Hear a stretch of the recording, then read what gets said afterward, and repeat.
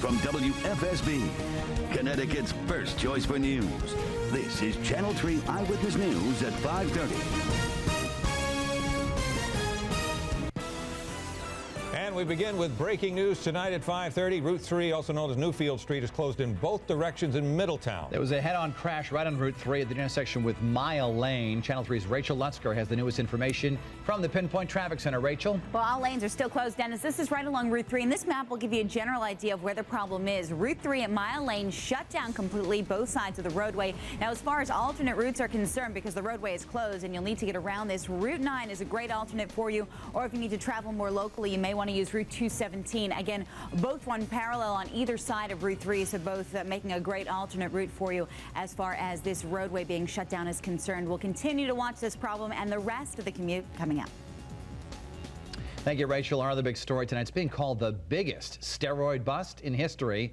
The Drug Enforcement Agency has broken up a massive online ring, and there are ties to Connecticut. This is something Channel 3 Eyewitness News reporter Jaime Roth live with the mobile newsroom with all the details. Jamie?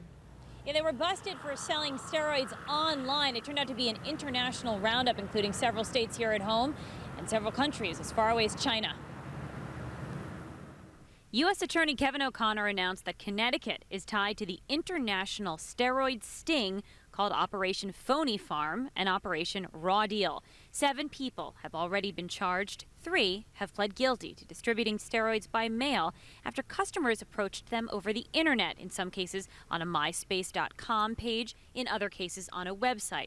One man will forfeit $260,000 to the government, illegal proceeds generated by the steroid sales. These individuals are alleged to have purchased raw steroid powder from China, manufactured steroids in home laboratories in both oral and injectable form, and distributed them to customers across the country using a myspace.com profile as well as an internet website they created.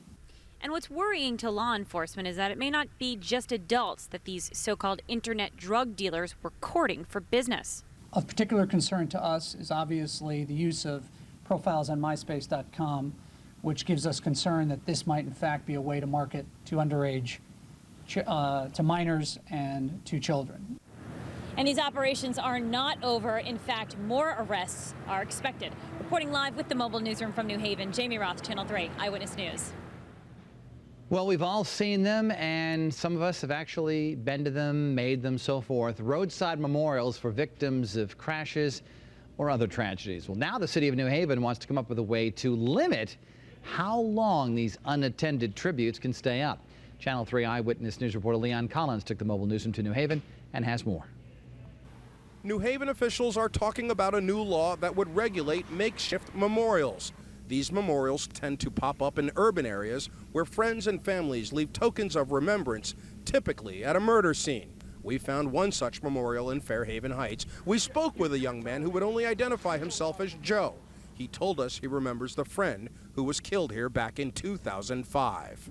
The one for Chino, that's been out there a long time. Yeah, it's been out there a long time. Everybody goes out there, they keep up with it. You know what I'm saying? They go out there every other week. They go out there, they clean it up, they fix everything up. You know what I mean?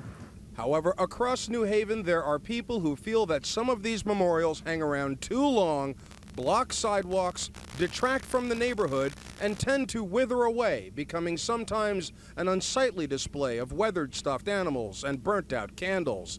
The city now wants to require people to obtain a permit to build such a memorial, and there would be a 30-day time limit on how long the memorial could stand. Nobody really complains about his memorial. Do you think that there may be a feeling from someone in the neighborhood who disagrees with it, but may be reluctant to speak out because they know so many people feel so strongly? I'm sure there's a couple people out there, you know what I mean, that don't like it, but you know what I mean, nobody never comes up and says anything about it. Reporting in New Haven, Leon Collins, Channel 3 Eyewitness News. New information tonight on a one-car crash late last night in Thomaston, one that sent both occupants to the hospital. Pinpoint News Tracker shows you where it happened, near exit 37 on Route 8. It happened just before midnight. The driver, identified as Justin Young, has now been charged with racing and reckless driving. He and his passenger, Christopher Milano, suffered serious but not life-threatening injuries after their car went off the road there and into the woods. The U.S. Coast Guard Academy is now stepping up its training in race relations. This after nooses were found left inside the bag that belonged to a black cadet. This happened last month. According to Coast Guard officials, an investigation has not yet determined who was responsible for that. So the Academy, in the meantime, is planning a series of workshops next month to address issues regarding racial tension. Now to a consumer alert for parents. A popular remedy for colic is being recalled. It's called Baby's Bliss Gripe Water, the apple-flavored version.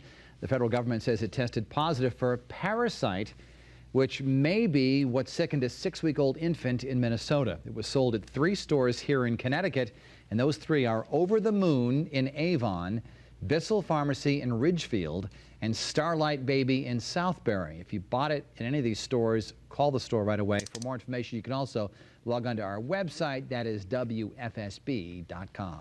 Connecticut Governor Jody Roth today ordered a reversal of that federal child support fee on custodial parents. The Deficit Reduction Act of 2005 contained this $25 fee on custodial parents who receive at least $500 in child support every year, or child support services. About 15,000 custodial parents statewide would have been affected by this $25 fee. The governor says the state will pay that fee from its own coffers. A sad day for the sports and television community in our state. Bill Ganillo, the sports director for News 12 in Norwalk, was found dead at his home in Woodbridge. And before taking his job with News 12, Ganillo was the play-by-play announcer for Yale football back in the mid-90s. Though it's unclear exactly how he died, Ganillo was a diabetic. He was only 44 years old. A man from Killingly is cleaning up a major mess after his yard was trashed by a bull. Wayne Johnson says he just looked out the window last Friday morning and he noticed this bull charging his house and ripping off clapboards. The bull also rammed Johnson's car and took down part of his pool fence. His neighbor was eventually able to lure the animal away with a bag of grain. Look at the damage. Also right here in New England, a car teeters off the edge of a dock, seconds away from plunging into the ocean. Hear from the men who helped save the driver's life. And new details emerging on that massive crib recall in the news. Why one agency meant to keep you and your children safe is now under fire.